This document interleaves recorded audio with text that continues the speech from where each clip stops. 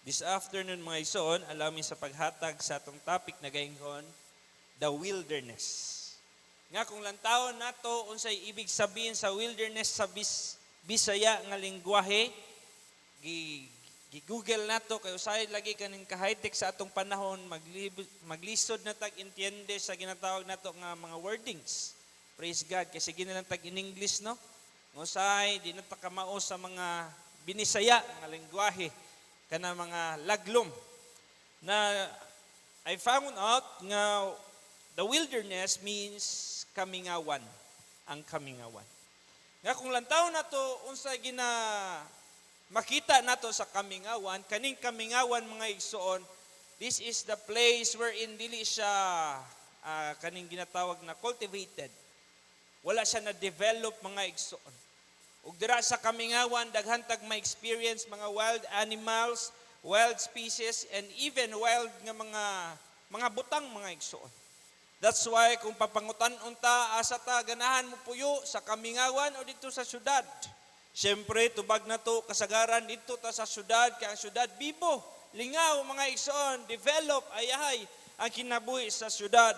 That's why daghang mga tao ilang mindset nga gusto ko mo puyog Manila. Kay ayahay sa Manila, kay high-tech. Develop, praise God. O biyaan ang probinsya, kay ang probinsya mga igsoon, lisod daw kayo ang kinabuhi. How much more sa gitawag natong kamingawan? Wala gyud tao nga gusto mo puyog kamingawan? Kay kita nga tao, dili kita gusto kaning bation tag kamingaw. Di kita gusto ana maka-feel mga igsoon. Kay gusto nato kanunay ma-feel ng enjoy ta, lingaw ta. Praise God. O dili nindot ning bation na tong mamingaw ta. Diba, Sister Kisya? Dili na siya nindot na nga feeling ng mingawon ka. Wagay ganahan mo puyo og kamingawan. But Jesus Christ is an example mga igsoon. Nga sometimes sa atong kinabuhi, bisan pa sa atong pag-alagad, before ta ihatod sa Dios diha sa promised land, birahon sa ta sa Dios diha sa atong mga wilderness, diha sa atong kamingawan nga dapit mga igsoon. For what purpose nga gibuhat na sa atong Ginoo? Kay gusto sa atong Dios una sa lahat kita mo gawas sa atong comfort zone. Kay nga naman God cares more about the growth of our character than He does to our comfort zone. Kay unsa day ang atong buhaton sa diyang nata sa kamingawan mga igsoon. Praise God. Nga sa diyang butang or ma-isolate or mupuyo ta sa kamingawan, buhaton nato ang tanan aron kita mo survive. Tungod ang kamingawan is not a very nice place. It is a dangerous place. That's why kung naata mabutang sa atong mga wilderness, atong buhaton ang tanan aron kita mo survive. Ug una sa lahat nga atong pagahimoon, pag naata sa wilderness, we need to create fire. Kinahanglan gyud nato og kalayo. Pastor, unsay purpose sa kalayo? Kay ang kalayo mga igsoon mo nay mo serve, mo protect kanato against sa mga ginatawag nato mga wild animals. Kay most of the wild animals hadlok sila sa kalayo. Protection. Ikaduha, ang kalayo magahatag kanato kainit sa diya mubugnaw ang palibot. Labi na pag musulod na ang kagabion mga igsoon. Walay baga nga habol, walay comforter, walay kama, kundi ang atong pangitaon maugyod ang kalayo mga igsoon. Kay kung naay kalayo, dili ta mabugnawan. Mo na sa atong pag-alagad, kinahanglan nato kanunay pangitaon ang Holy Ghost. And the Holy Ghost symbolizes fire. Kay kung naay Holy Ghost ang atong pag-alagad, dili gyud ta mubugnaw atubangan sa atong Ginoo. Kinahanglan sa matag adlaw kita magmainiton sa atong pag-alagad, magmainiton kita sa atong mga pag-awit, magmainiton kita sa atong mga pagdaig, kay mao na gipangita sa Dios. Ono usahay murag mubugnaw ang atong pag-alagad mga igsoon. Kay diha sa atong wilderness, wa na ta nag-create of fire. Praise God. Wa na ta gihimo mga igsoon.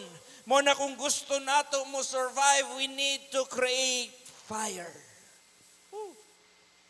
Mo na sa atong pag-alagad, kung gusto nato mo survive ta sa atong pag-alagad sa Ginoo, kinahanglan sa matag adlaw atong dauban ang atong pag-alagad ug pagtuo diha sa mga pagdaig sa Dios. Dauban nato kini sa mga pagpasalamat, dauban nato kini sa atong paging thankful sa atong Ginoo. Mao na kung nakitay thankfulness or gratefulness sa atong kasing-kasing mga igsoon, dili gyud ta basta-basta mubugnaw atubangan sa Ginoo. Kaya nga naman, biblical kayo sa atong panahon. Unsa ingon diya sa Bible that in the last days, the love of many shall wax cold. Mubugnaw ang pagbati sa kadaghanan sa kaulahing adlaw ug sa atong panahon atong makita mga igsoon nga daghag mga Kristohanon nagkabugnaw ang ilang pag-alagad sa Dios ug usay apilta nga mubugnaw atubangan sa atong Ginoo. Pero nagpasalamat ko karong taknaawa ta nagpadala sa atong gibati kundi naning kamot ta mo adto sa simbahan, naning kamot ta mo adto sa iglesia kay gusto nato dawaton ang panalangin sa pagdaig. Gusto nato himayaon ng Dios sa tibok natong kasing-kasing, sa tibok natong kusog, sa tibok natong huna-huna. Praise God. Nabati ba ninyo mabugnaw usahay? Praise God.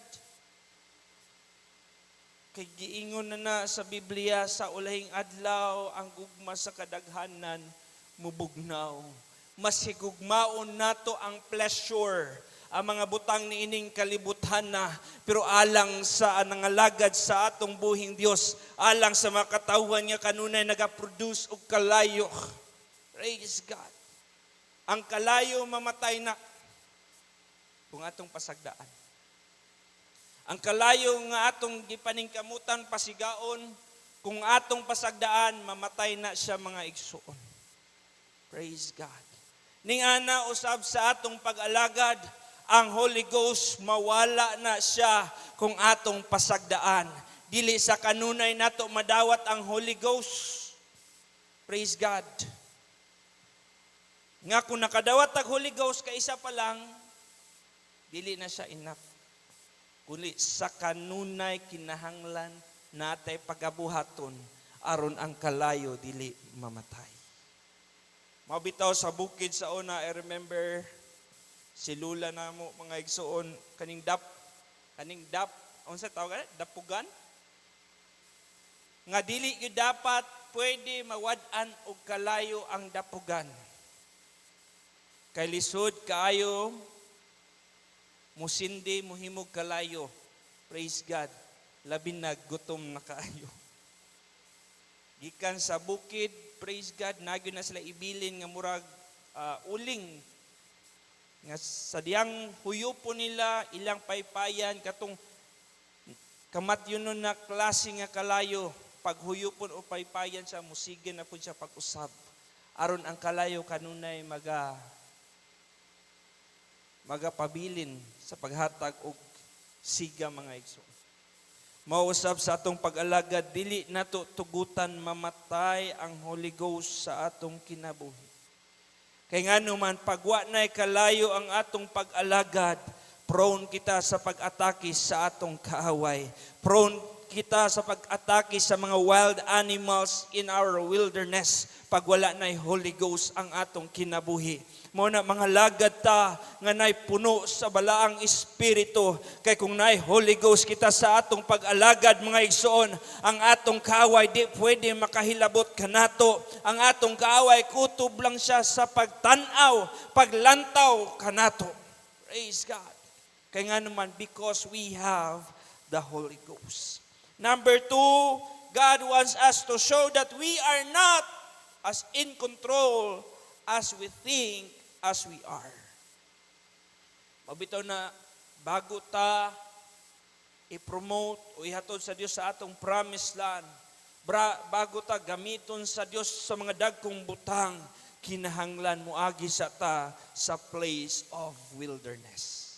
Si Jesus Christ, bago siya, praise God, bago niya gibuhat ang iyang pinaka-mission diha sa Calvary, after niya gibaptize, pastor, nganong ibaptize pa man si Jesus kung siya man ka ang Ginoo. Ang baptism ni Jesus Christ dili sa remission of sin, pero ang pagbautismo kang Jesus Christ will be an example kanato. Praise God.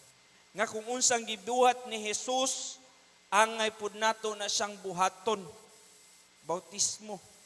Praise God. Kaya ang bautismo ni Jesus Christ, mga igsoon, is an example para kanato. Kaya sa ingon sa Hebrews, that faith without work is dead. Nga kung natay pagtuo, pero wala tay binuhatan, patay kini atubangan sa atong buhing Ginoong Dios. And Jesus Christ Himself, dili siya exempted sa mga temptasyon sa kalibutan. Praise God. Dili siya exempted sa mga trials ni ining kinabuhia. Nga bisag siya Dios, pwede niya buhaton ang tanan, pero ni-undergo siya sa process. Aron kita wala tay excuse mo ingon ta, Lord, dili namo kaya. Lord, lisod kayo makinabuhing Kristohanon. Nga kung nasakitan o nakapoy o na-discourage ta o muhilak ta usay, si Jesus pud mismo na experience niya na. And yet ang atong Dios gidaog niya. Praise God. Ipakita niya nga kaya usab nato ma-overcome tanang temptasyon, tanang mga pagsulay ni ining kinabuhi kung atong tugutan lang nga kauban nato ang atong Dios sa atong kinabuhi. Praise God. Kaya kay sa Ginoo di na mo undergo sa process. Kaya kay unta niya mo shortcut, mga igsoon. Pero gipili sa atong Ginoo kay gusto niya ipakita nga mahimo siyang example alang kanato. Pero kita usay gusto natong shortcut. Kita gusto maglisod. Gusto tag kayahay dayon usahay. Praise God. Dili ta gusto wilderness. Gusto nato promised land diretso. Di ba? Isa gusto promised land. Amen. Isa gusto wilderness. Inyuan na lang na, promised land lang ko. Ning ana tong mindset mga igsoon, pero ang atong Dios, bago ta makasulod sa promised land, muagi sa place of wilderness. Kay nga naman day unsay rason anong i-allow sa Ginoo muagi ta sa kamingawan. Number 1, it will reveal who we really are. Gusto ipakita sa Dios kung unsa tang klase.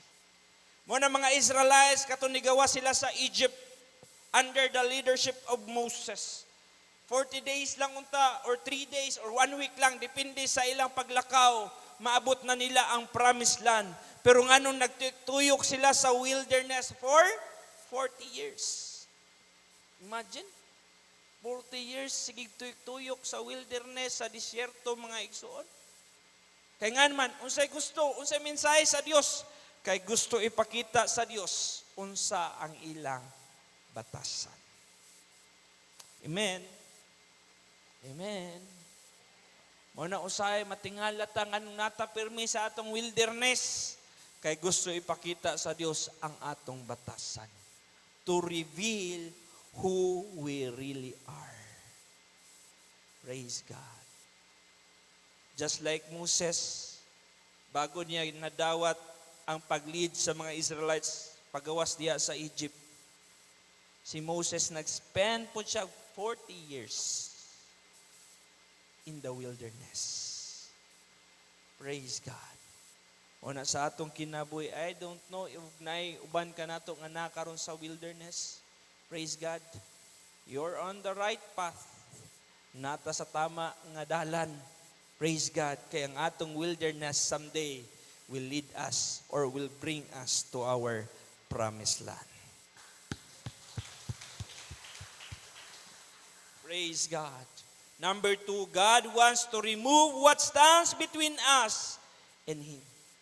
Nga si Moses, bago siya gitagaan og instruction, authority sa Dios to lead the Israelites, nag-spend siya many years sa wilderness. Si Moses, ni-eskwela siya sa pinaka-prestigious nga eskwelahan sa Egypt. Nga sa diha unta mamatay ang hari or the pharaoh sa Egypt, si Moses ang next in line nga mo puli. Pero tungod sa pagtawag diha sa Dios kang Moses mga igsoon, mas gipili ni Moses ang pagtawag sa Dios kaysa mahimo siyang hari sa Egypto mga igsoon. Praise God. Muna sa atong kinabuhi daghan kay offer ang atong kaaway kanato, pero mas gipili nato mualagad sa Dios, mas gipili nato mo simba sa Dios, mas gipili nato mo serve sa Dios sa tibok natong kusog ug sa tibok natong kinabuhi. That's why mabless kaita sa atong mga musicians and singers or sa atong mga young people, sa atong mga nanays and tatays nga bisag dako unta kailang potential sa kalibutan, and yet ilang gipagamit sa atong buhing Dios. Kay nga naman mas lami or mas nindot ang atong bation pag ang atong kinabuhi, ang atong talento, atong gipagamit diha sa Dios. Mas fulfilling kini alang kanato. Praise God. That's why si Moses gipili niya gyud ang pagtawag sa Dios. And before niya gibuhat ang iyang mission, nispensya siya panahon diya sa wilderness. Nga angay kalimtan ni Moses ang tanang butang ngayang nakatunan sa Egypt. Muna sa atong pag-alagad mga igsoon, dili magmatter kung unsa ang imong degree o unsa ang imong nahuman. Paggamiton ta sa Dios, gamiton gyud ta niya. Sa ato mga Sunday school teacher usahay murag mag-alangan, mahadlok mo tudlo kay naminaw principal, doctor, lawyer, sud ang nahuman wala raman kahuman og college mga igsoon, high school graduate lang man. But I will tell you, dili na siya ang mo-qualify kanato. Ang mo-qualify kanato atubangan sa atong buhing Dios, willingness and in our attitude atubangan sa Dios. Basta willing lang ta og sakto lang ang atong attitude mga igsoon, God will qualify us. Kay to tell you honestly, dili ta tanan qualified mga igsoon. Makakasala ta, hugaw ta. Praise God. Amen, Mori? Walay mo qualify, but because of the grace of God, praise the Lord. Muna paggamiton ta sa Dios, di na ta magpatik-atik pa, Lord, ayaw ko, Lord. Si Sister Queenie lang, si Brother Noki lang, Lord, ayaw ko, Lord, kay ulawon kay ko. Praise God. Kay dili magmatter unsa atong talento. Dili na mao pinaka main factor. Unsa ang atong abilidad, dili na siya magmatter. Ang magmatter sa Dios atong batasan o ang atong willingness.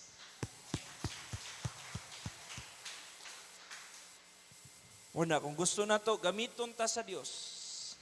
Praise God. Mahimo tang instrument sa Ginoo. We must be willing and our attitude will always be right to the Lord. Amen? Number 3, God wants to show us who He really is. Gusto ipakita sa Dios sa diyang nata sa ato mga wilderness kung kinsa siya nga Dios. Kay dili ta makaingon sa Ginoo milagroso ta or milagroso sa klase nga Dios pag kita wala ta naka-experience og milagro diha sa atong Ginoo. Dili ta makaingon that God is our joy kung wa nato na experience ang kalipay nga ihatag sa atong buhing Dios diha sa panahon nga kita grabe ang atong kaluya, grabe ang atong kalonely sa kinabuhi. Dili nato maingon matestify nga He is the Prince of Peace pag kita dili nato na experience. In short, diha sa atong mga pagsulay, diha sa atong mga wilderness, diha nato makitaan unsa klase nga Dios ang atong gialagaran ug Dios siya nga buhi, hari siya sa tanang hari. Woo! Praise God. Kay kung nata sa atong mga pagpanalangin sa kayahay sa kinabuhi, dili nato ma-appreciate ang Dios nga atong gialagaran.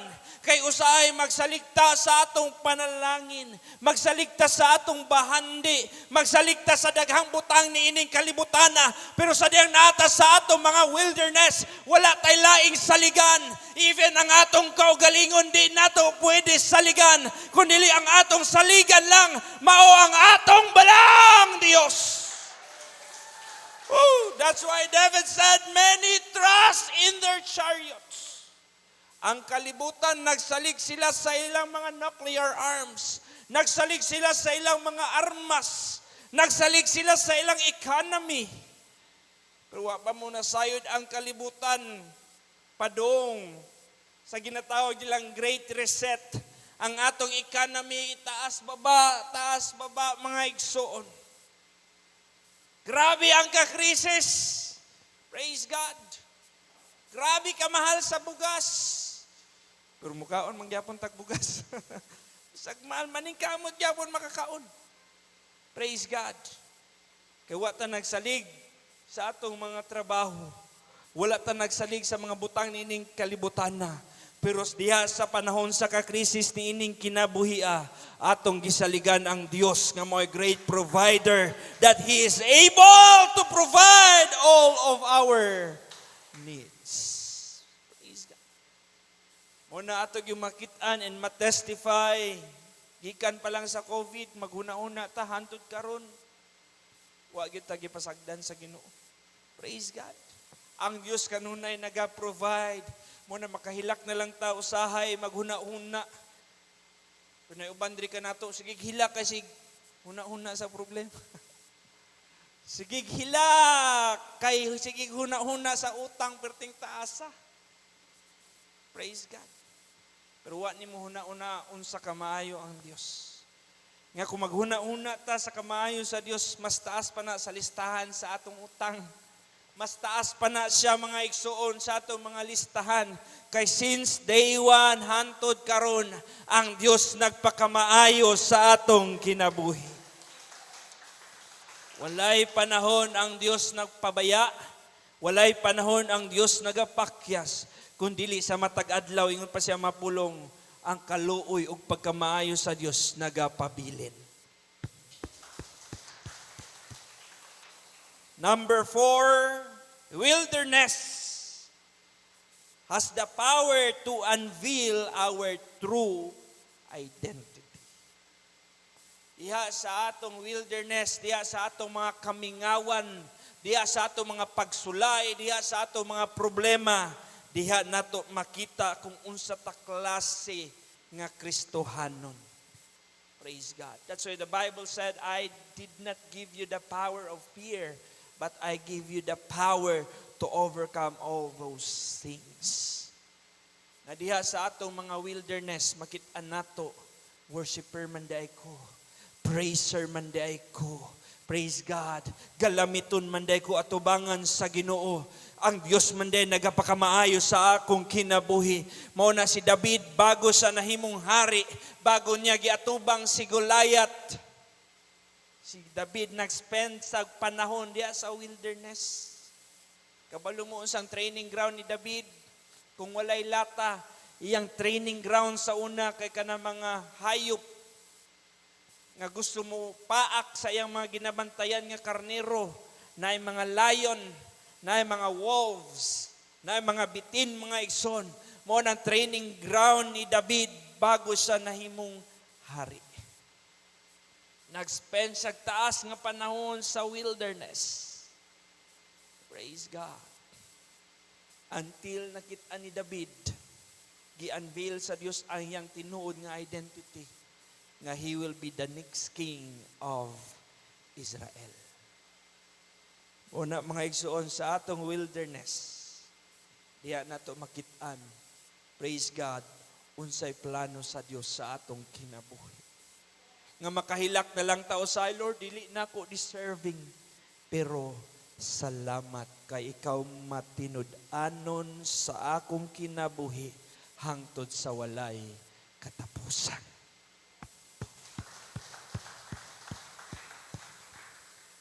Number 5, our wilderness, ang atong kamingawan maghatag og clarity klaro sa ginatawag natong calling. Kay kitang tanan gitawag ta sa Dios. Wala ta gisitsitan sa Dios, but we are all called by God. Di lang ta basta-basta gitawag sa Dios, gipili pagyud ta sa Dios. Pinili pagyud sa Dios. Nga daghan klaseng manawag ka nato. Labi nag ilado ta, daghan mo tawag sa tuwa.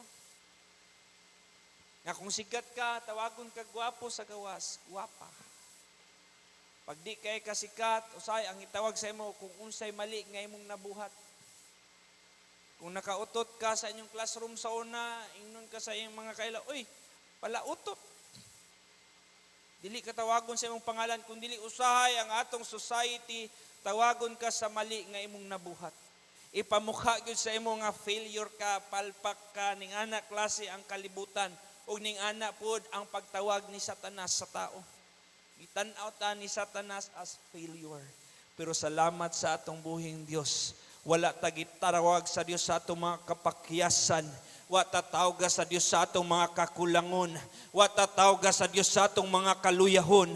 Pero gitawag ta sa Dios sa atong pangalan. Kay nga naman, gipalangga ta sa Dios. We are special in His sight.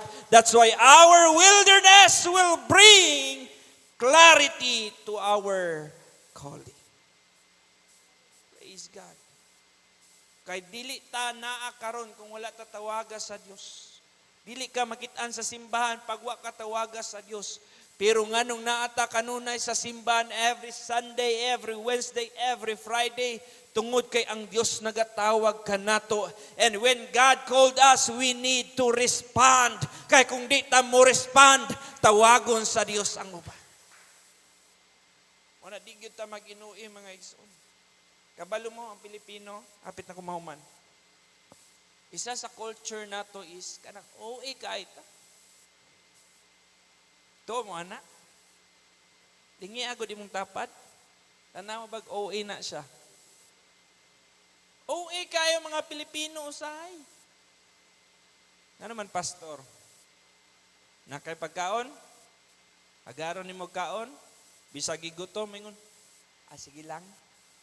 Busog ko. Nakita ni mo nagbaklay, way pamasahe, sakay ka.